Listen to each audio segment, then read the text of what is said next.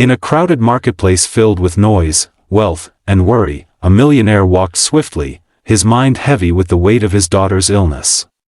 Doctors had given up hope. She may never walk again, they had said. He had tried everything. Or so he thought. That's when a dusty, barefoot beggar boy tugged his sleeve and said something that stopped time. "Sir, I can make your daughter walk again."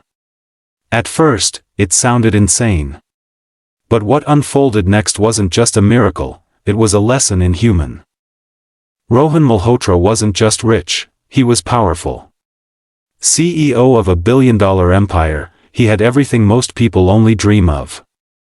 But behind his sharp suits and confident voice was a father breaking piece by piece. His 9-year-old daughter, Anya, had stopped walking after an accident 6 months ago. The best doctors, the most expensive treatments. Nothing had worked. Every night, he sat by her bedside, hiding his tears, praying for a miracle. He'd stopped believing in magic, until that one strange AF. It was a humid Thursday afternoon. Rohan had just stepped out of his car near the temple gate, where he occasionally donated to charity. But today, he wasn't here to give, he was just passing by. That's when he felt a gentle tug at his sleeve. He turned sharply, expecting a vendor or a persistent beggar. Instead, he saw a boy no older than 12. Dirty clothes, tangled hair, but calm eyes that held no fear. Then came the words that would change everything. "Sir, I can make your daughter walk Aga." Rohan stared at the boy, confused and slightly irritated. "What did you just say?" he asked, his voice sharp. The boy didn't flinch. "I can help your daughter walk again, sir. Please, just give me one chance." Rohan's mind raced. Was this a scam? How did this kid even know about Anya? He looked around, scanning for hidden cameras or someone watching. But the boy stood alone, still and sincere. "Who told you about my daughter?" Rohan asked, his voice cold. The boy calmly replied, "No one. I just..." Rohan's instincts as a businessman kicked in. "Are you playing games with me? Do you think this is funny?" he snapped, stepping forward. The boy didn't back down. "No games, sir. I promise. I've helped others before. I can help her too." The word promise echoed in Rohan's heart. For months, he had listened to fake hope, doctors, healers, even foreign specialists. All failed. Was this just another cruel joke? He clenched his fists. "You've got 30 seconds. Convince me why I shouldn't call the cops." Rohan stood frozen. That last line hit him harder than expected. He was tired, exhausted by hope, by trying, by failing. He exhaled slowly. "What exactly do you want from me?" The boy's voice was soft. "Nothing. No money. No food. Just a chance. Let me see her, once." Silence followed. Could he really allow this stranger near his child? Every instinct said no. But then Anya's face flashed before him, her legs still, her eyes full of silent questions. Maybe, just maybe. He had nothing left to prod. The driver gave a confused glance in the rearview mirror as the beggar boy climbed in. Rohan sat beside him, silent.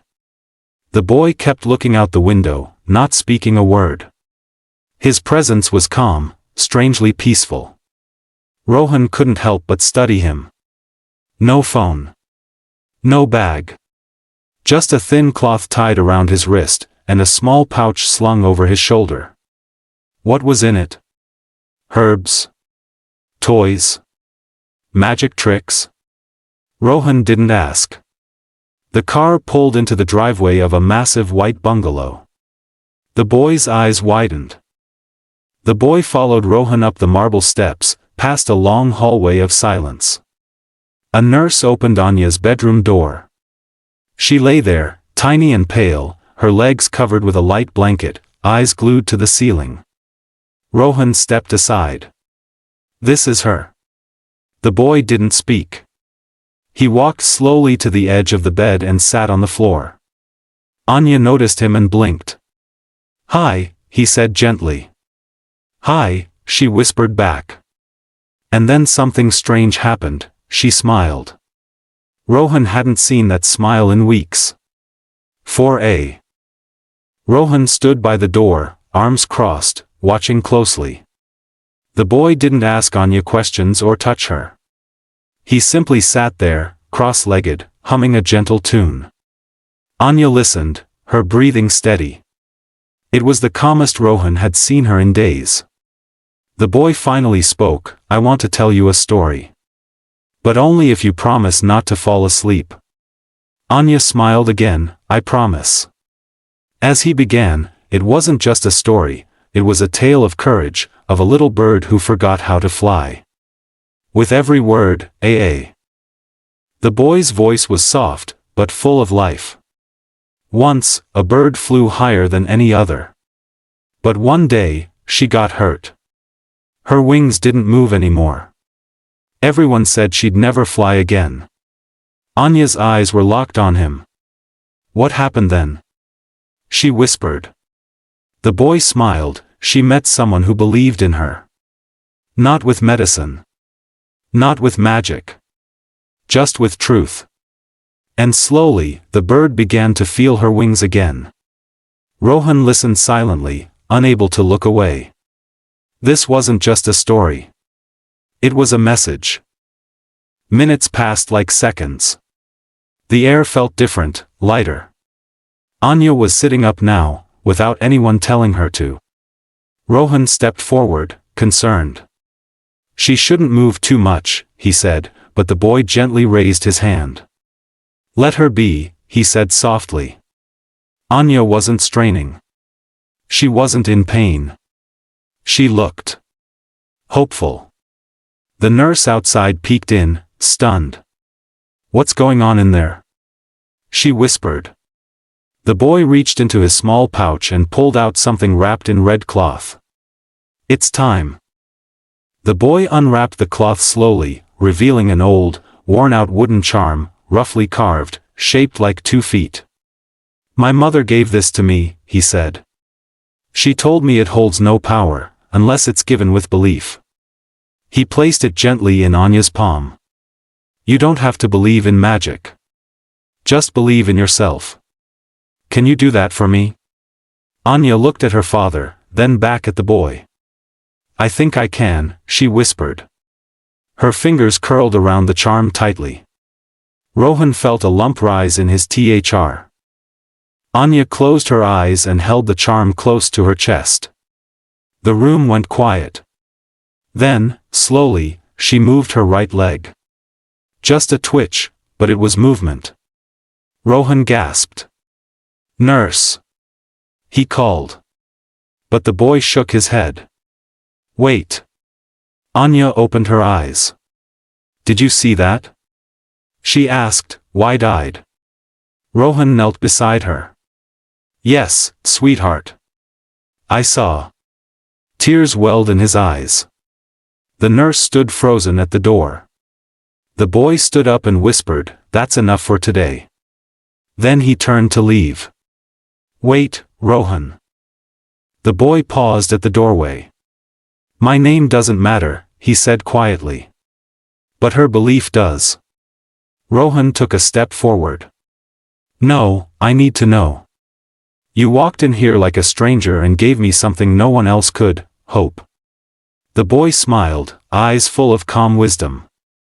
I've seen pain. I've lived it. And I know what it looks like when someone forgets how to believe. Then he glanced at Anya, who still held the charm. She didn't forget. She was just waiting for the right moment.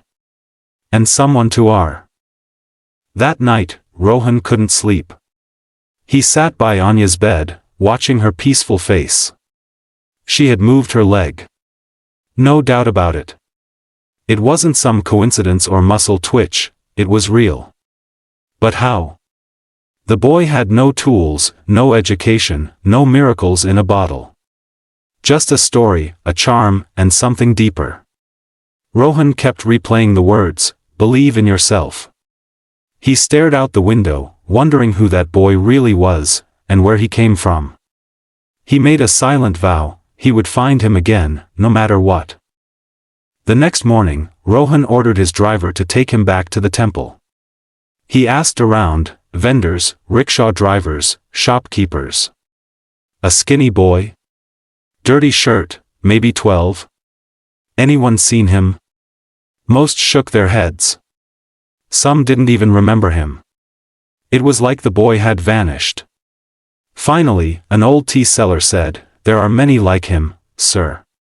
But the one you describe, he only shows up when someone truly needs him." Rohan raised an eyebrow. "What do you mean?" The tea seller smiled mysteriously. Back at home, Anya had more energy than ever. She asked for her sketchbook, something she hadn't touched in months. She drew the little wooden charm and the boy's face with astonishing detail. "I want to give this to him," she said. Rohan knelt beside her. "We'll find him, sweetheart. I promise." That spark in her eyes, the one he thought was lost, had returned. The nurse noticed it too. "Whatever that boy did. It's working," she whispered to Rohan. But Rohan knew, this wasn't about medicine. Later that afternoon, something happened no one was prepared for. Anya was sitting upright, holding on to the edge of her bed. Then, without warning, she slowly swung her legs over the side. The nurse rushed to stop her, but Rohan raised a hand. "Let her try." Anya placed her feet on the ground, hesitant, trembling. For a moment, it looked like she might fall. But then, she stood. Not perfectly. Not strongly. But she stood. Rohan couldn't breathe. His heart felt like it would burst. She's stand. When Mira, Anya's mother, returned from the temple that evening, the nurse rushed to her at the door. "Come quickly," she said, barely able to speak. Mira hurried upstairs, expecting the worst, but instead, she saw her daughter, standing beside the bed with her arms open. Mira froze. "Anya?" she whispered, not believing her eyes. Anya smiled and nodded. "Look, Mama. I did it." Mira dropped to her knees, tears pouring freely. She held her tightly, sobbing. Rohan stood in the corner, watching. Rohan couldn't stop thinking about the boy. Every hour, he sent staff to the streets, offering food, blankets, even cash, hoping someone would come forward. But no luck. It was as if the boy had been a ghost. A man at the temple suggested checking the orphanage records. Rohan visited 3 across the city, each one full of forgotten names and tired faces. He scanned every file, every photo. But none matched the boy. A priest finally said, "Sometimes, messengers don't leave footprints. They leave sea." Rohan invited Anya's doctor back the next morning. The man was stunned. "She stood? On her own?" he asked, examining her with disbelief. After a full checkup, he looked baffled. "There's no medical explanation. Her muscles were inactive for months. This kind of recovery. It doesn't just happen." Rohan simply nodded. "I know. But it did." The doctor finally said what no one had said in months: if this continues, she might walk again, fully. Rohan looked at Anya, then at the charm still beside. That night, Anya called for her father. "Papa," she said softly, "I had a dream." He sat beside her, brushing her hair. "What did you see, sweetheart?" She looked up, her eyes wide and calm. "The boy. He was walking away in the dark. But he turned and smiled. He said, 'Tell your father to stop searching. I was never lost.'" Rohan felt a strange chill. Did he say anything else? Anya nodded. He said, "Now it's your turn to help someone who's forgotten how to believe." Rohan didn't respond. "Bu." A week later, Anya took 5 full steps without help. No walker. No support. The family was overjoyed.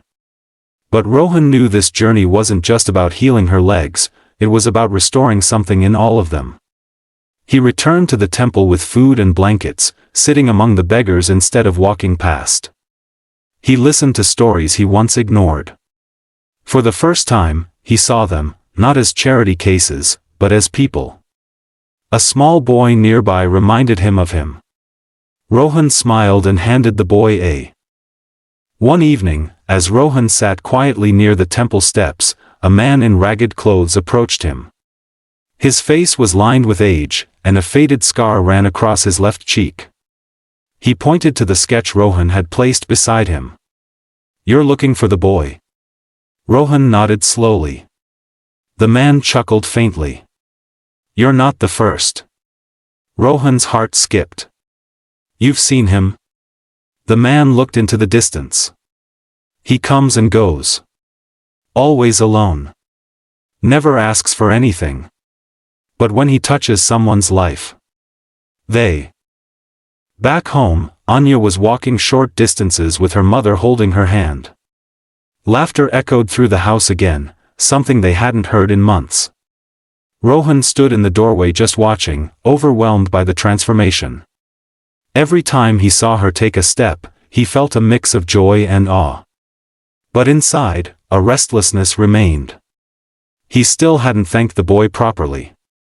One evening, he sat with Anya and asked, "If you could say one thing to him, what would it be?" Anya smiled, "I'd tell." Inspired by Anya's progress, Rohan made a decision. He opened a new wing in his company, one that would fund free treatment and support for disabled children from low-income families. He named it Project Anya. The announcement made headlines, but Rohan didn't care about the press. This wasn't charity, it was a promise. A promise to pass on the light he had received. At the opening ceremony, he left one chair empty on the front row. No name, no title. Just a small wooden charm shaped like 2 tin. A few days later, a small envelope was delivered to Rohan's office. No return address. Inside was a piece of paper, folded neatly. It read, "You looked for me everywhere, but I was never far." Sometimes we meet people not to change them, but to remind them who they already are. You believed again, and that was enough. Don't search for me. Just keep the belief alive. And when you see someone lost, remind them too. No name. Just a drawing of a bird with open wings. Rohan sat still for minutes, hold. Weeks later, Rohan took Anya to the park. She walked beside him, slowly but confidently. People turned and smiled. One elderly woman even clapped softly. "Such strength in such small feet," she said. Anya looked up at her dad. "Papa, can we come here every Sunday?" He nodded, holding back tears. As they sat on a bench, Anya reached into her bag and pulled out the charm. "I want to keep this forever," she said. "Not because it's magic. But because it reminds me what I'm capable of." Rohan look. Life slowly returned to normal, but nothing was the same, and that was a good thing. Rohan, once a man who rushed through life, now paused to appreciate the smallest things, a step, a smile, a moment. He'd stopped looking for the boy in the streets. He realized now. The boy wasn't meant to be found again. He was meant to be remembered. A messenger, a bridge, a spark. And in Anya's steady steps and fearless heart, that spark was alive. Their home wasn't just filled with laughter again, it was filled. On a bright Sunday morning, exactly 3 months after that life-changing day, Anya stood at the edge of her school's playground. Her classmates watched silently, unsure of what to expect. The teacher gave a gentle nod. And then, Anya took a step forward. Then another. No support. No hesitation. She walked across the field, one determined step at a time, and the crowd burst into cheers. Rohan and Mira stood in the back, holding each other, tears flowing freely. It wasn't just walking, it was TR. Years later, Anya would grow up to become a pediatric therapist, helping children walk, move, and dream again. In every session, she carried a small wooden charm in her pocket, the same one that changed her life. When asked about her inspiration, she never spoke of machines or medicine. She simply said, "A boy with no shoes gave me my first step back. I walk today because he believed when no one else did." And somewhere, far from the spotlight, perhaps sitting on another dusty step, that same bow.